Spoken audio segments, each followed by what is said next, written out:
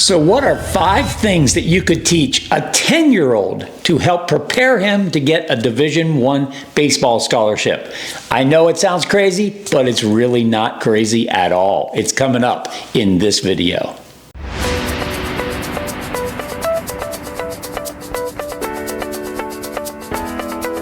And now the most trusted name in all of youth sports, here's Coach Mark.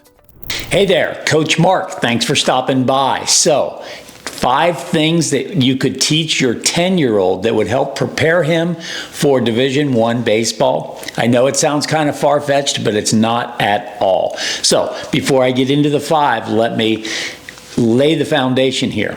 I get asked the question all the time, Mark, when should we start getting serious about baseball? And I understand the question because in most times they're talking about, things that most high school kids probably would be doing, weight training and reaching out to college coaches and, SATs and things like that. But I'm here to tell you today that there are things that every parent should be doing with their young kids, 10-year-old, even younger at sometimes, to help prepare them for not just getting a Division I baseball scholarship, but literally beyond baseball. And that's what I get most excited about. It's the personal development of these young athletes. But I know if you're watching this, my guess is you're the parent of a young athlete. He probably loves baseball. He probably talks about playing Division I baseball and professional baseball. And you as the parent are tasked with, how do I do this? How do I help?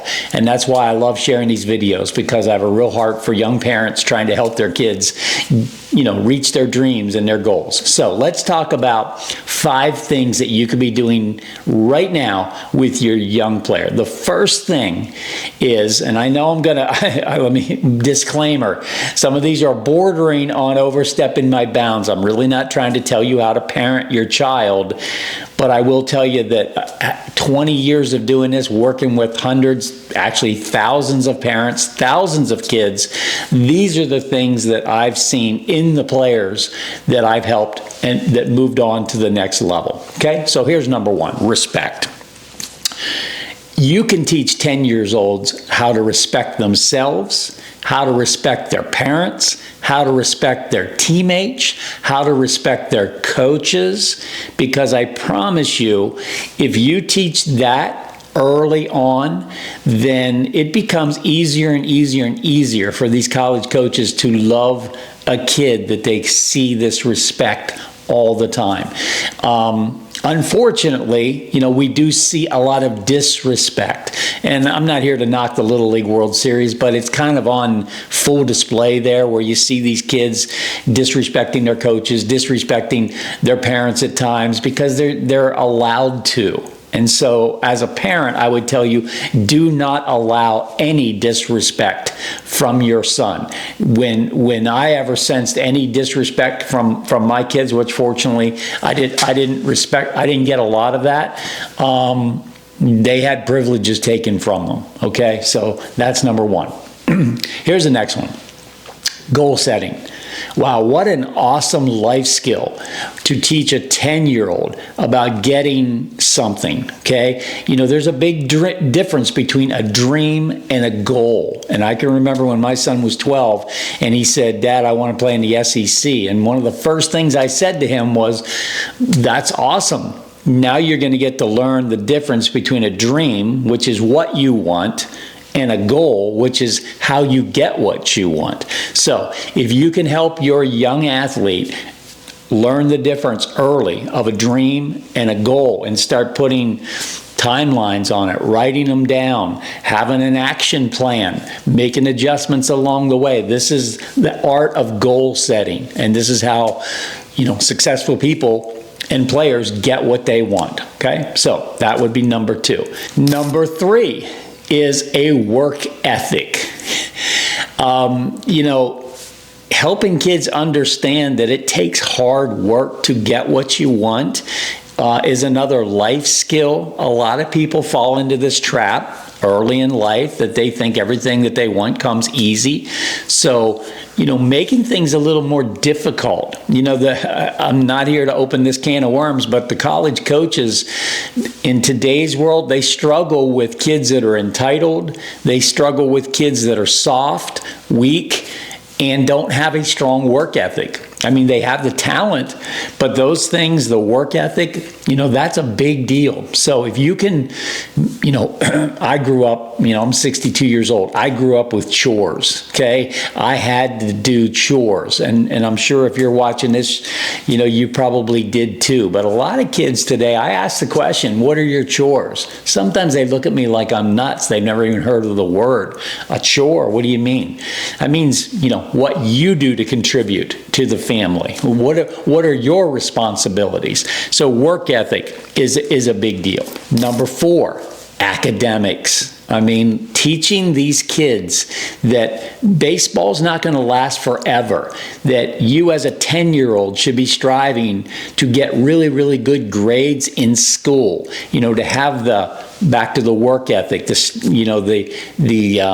goal to get good grades, to stand out academically, because a lot of these college coaches are looking for kids that have great academic work habits. So teaching these kids really early that academics are going to matter, because I promise you, I run into kids that didn't take care of their academics, and they thought their athleticism and their baseball skills were going to get them to the next level, and they're finding out it's so competitive that they're on the outside looking in because of their academics. You don't want that to happen. So you can teach that to young kids. Number 5, a standard of excellence.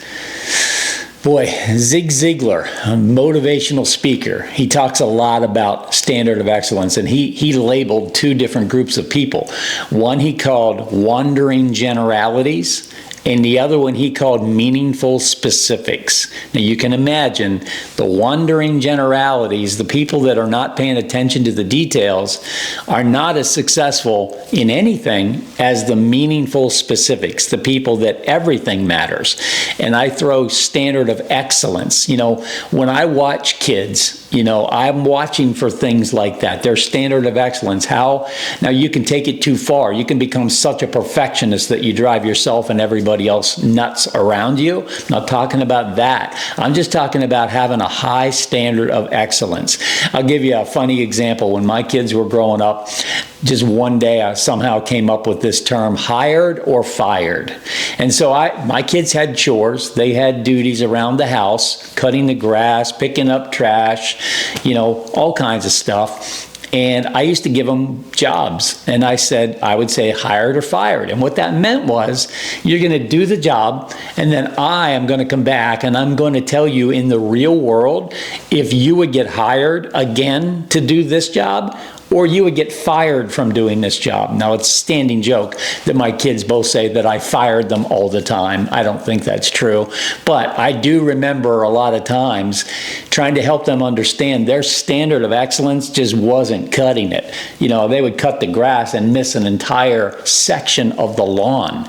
And that's going to get you fired in the real world, or you're definitely not going to get rehired, that's for sure. So I think it helped them, because both of them, both my sons and my daughter are doing really, really well, but they learned early in life, standard of excellence matters. Okay, I got one more for you. It's a bonus. It's specific to young athletes, and here's what it is. It's body strength training. Yes, body strength training. You can teach your 10-year-old to do push-ups. You can teach him to do pull-ups. You can teach him to do sit-ups. These are not weight training things. This is body weight stuff. Obviously, having some supervision is good. But again, I did this with my kids. I wanted them to learn, you can really get strong and athletic just be doing simple little things like push-ups. I mean, I can remember when my son Zach was 9 years old, he could bang out 50 push-ups like nothing. He was so proud of it. I can remember one time we were at I don't know why I remember this, a CVS pharmacy, and he said, "Dad, I can do 50 push-ups." I'm like, "Let's see it." He got right down on the floor and banged out 50 push-ups in the CVS pharmacy.